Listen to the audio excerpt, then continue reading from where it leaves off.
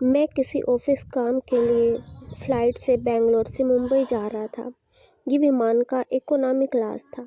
जैसे ही मैं प्लेन में चढ़ा, मैंने अपना हैंडबैग ओवर हेड केबिन में रख दिया और अपनी सीट पर बैठ गया। जब अपनी सीट बेल्ट लगा रहा था तो मैंने एक सज्जन को देखा जिनकी आयु शायद 60-70 साल के आसपास रही होगी। वे खिड़की की सीट पर मेरे बगल में ही बैठे थे।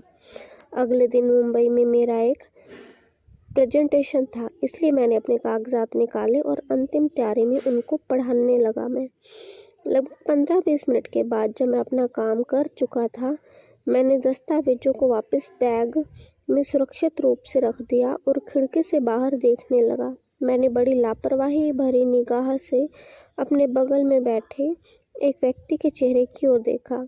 अचानक मेरे दिमाग में आया कि इस आदमी को मैंने पहले कहीं देखा है। मैं याद करने की कोशिश में बार बार उन्हें देख रहा था। वह वृद्ध थे और उनकी आंखों के नीचे और माथे पर झुर्रियां थी।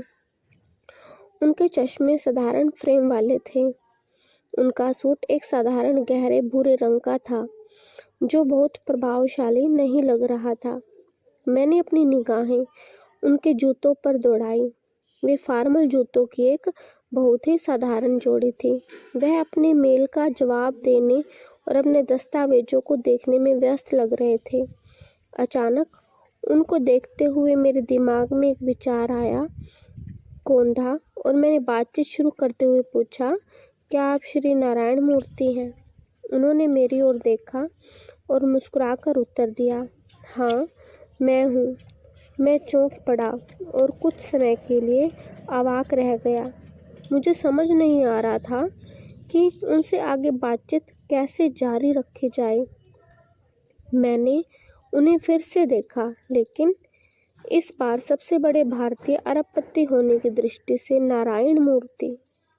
उनके जूते, सूट, टाई और चश्मा सब कुछ बहुत ही साधारण था और मज़ेदार तथ्य यह था कि इस व्यक्ति की संपत्ति $2.3 बिलियन थी और उन्होंने इन्फोसिस की सह स्थापना की थी। मेरी हमेशा से बहुत अमीर बनने की इच्छा थी ताकि मैं इस दुनिया की सारी विलासिता का उपभोग कर सकूं और बिजनेस क्लास की यात्रा कर सकूं। और मेरे बगल वाला ये आदमी जो पूरी एयरलाइन खरीद सकता था, मेरे जैसे मध्यम वर्ग के लोगों के साथ इकोनॉमी क्लास में यात्रा कर रहा था। मैं खुद को रोक नहीं पाया और पूछा, आप इकोनॉमी क्लास में यात्रा कर रहे हैं, न कि बिजनेस क्लास में? क्या बिजनेस क्लास के लोग जल्दी पहुंच जाते हैं? उन्होंने मुस्कुराते हुए जवाब दिया। खैर, ये एक विचित्र प्रतिक्रिया थी और बहुत मायने भी रखती थी। और फिर मैंने अपना परिचय दिया और बातचीत आगे बढ़ाई। नमस्कार सर, मैं एक कॉपीराइट ट्रेनर हूँ और मैं पूरे भारत में कई बहुराष्ट्रीय कंपनियों के साथ काम करता हूँ। उन्होंने अपना फ़ोन दूर रखा और बहुत ध्यान से मेरी बात सुनने लगे। उस 2 घंटे की यात्रा के दौरान हमने कई सवालों का आदान प्रदान किया।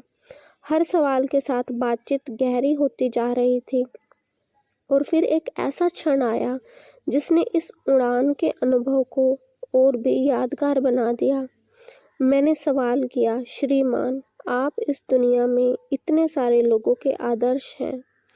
आप अपने जीवन में महान निर्णय लेने के लिए जाने जाते हैं, लेकिन क्या आपको किसी बात का पछतावा है?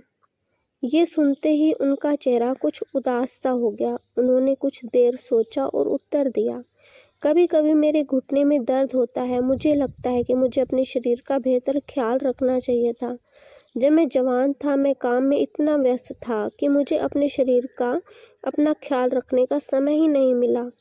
और अब आज जब मुझे काम करना है तो मैं कर नहीं सकता। मेरा शरीर इसकी अनुमति नहीं देता। आप युवा, स्मार्ट और महत्वाकांक्षी हैं। मैंने जो गलती की है उसे मत दोहराओ। अपने शरीर की उचित देखभाल करो और ठीक से आराम करो। ये एकमात्र शरीर ही है जो आपको ईश्वर की नेमत के रूप में मिला है।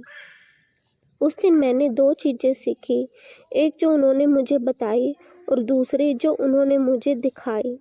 हम सभी भौतिक रूप से बेहतर करने की उम्मीद में अपना सारा जीवन व्यतीत कर देते हैं और इस आपाघाती में हमारा स्वास्थ्य अपेक्षित हो जाता है। हमारे शरीर की अपेक्षा करना मतलब हमारे शारीरिक और मानसिक स्वास्थ्य दोनों को नुकसान पहुंचाना है। जीवन में कोई भी विलासिता हमारी मदद नहीं कर सकती जब हमारा शरीर पीड़ित होता है। वास्तव में जब शरीर सहयोग करना बंद कर देता है तो सब कुछ अपने आप रुक जाता है।